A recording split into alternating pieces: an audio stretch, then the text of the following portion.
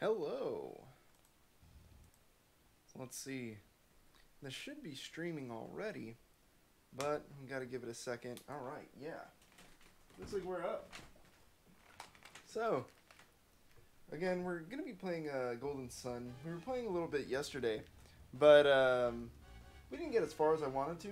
So today I really want to make it to the Mercury Lighthouse, which is the first really big main dungeon in the game. So that's what I'm going to be doing today.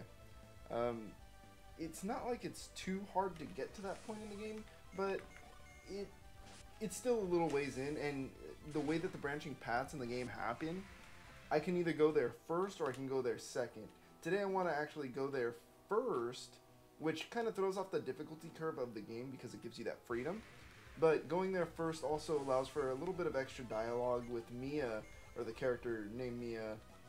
Normally, I've changed her name to Blue, I think.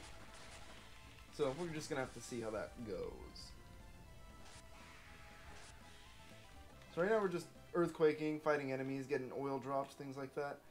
This little pillar right here, this stone, we use it to put over here to solve a little tiny puzzle. Going in, putting that pillar there will save its location. It just acts as a trigger so that we can jump across that thing. This guy talks about the djinn that he sees. That djinn is called Forge. I believe he's the one who increases the attack of a certain member of the party, which is kind of strange to have such a, I don't know, it's not a useless djinn, obviously, because it's very powerful in what it does, because it does allow for that extra strength to a single unit. But it's weird that it is put on Garrett, who's normally seen as a more physical, in terms of synergy, and even with just his attacks, he's just a more physical character who deals damage. So I would think that he would get something more akin to like Flint, who Isaac has. Moving this pillar. This one, again, you don't see a little like stone marking thing, so it's not going to stay in its position when you leave the map. So just got to keep that in mind.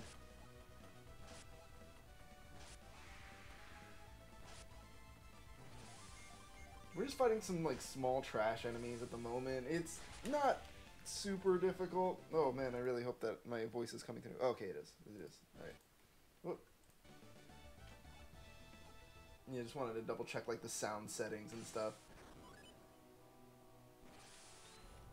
There it is. So that that pushes a trigger at the bottom floor, which allows us to step on that that pathway when we're in that little water area that we were just in.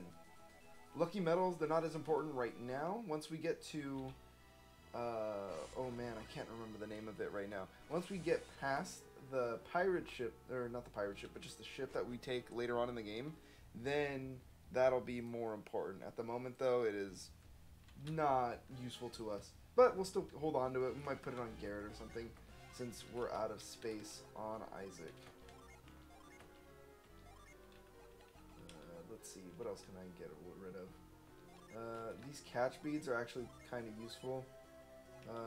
If we use those, like I said before, because of the way that the game treats certain magic, the synergy, that's going to actually allow us to solve some puzzles. I don't think there are any big puzzles particularly with that synergy, but it's definitely a puzzle. So this is the Mars Djinn, or the genie, and we're just gonna hit him with everything that we possibly have that's gonna hit hard.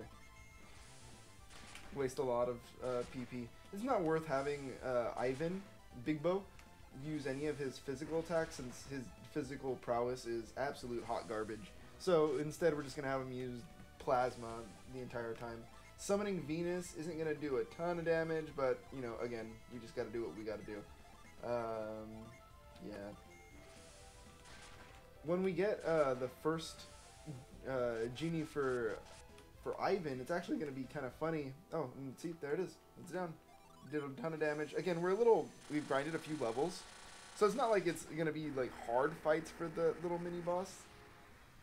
But there it is, Forge.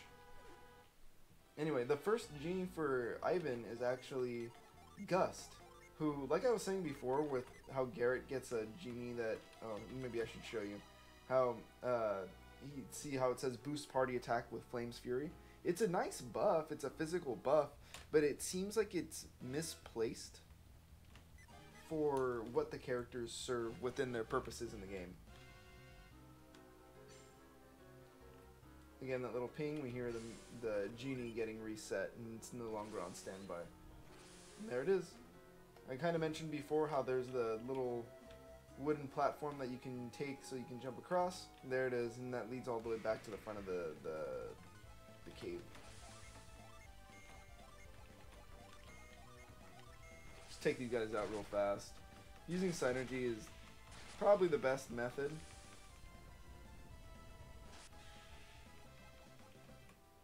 Also, I absolutely love the battle music in this game. I think I've said that before, but I just want to reiterate that. But yeah, so playing the game is going to be pretty simple from this point forward. We're going into Bilibin real fast. There's a curse. Everybody's, turning into trees when they leave the city, so they need to be careful, and so we need to find a way to break the curse. But before we do anything, I'm going to go down and go get myself a genie. There he is. Can't do it from this way. That's right. Have to go the other way. But you can see him off in the corner. That's the way of the game letting you know that, hey, look, there's something fun on the other side. I'm going to put the stream on pause for a few minutes. Going to be right back.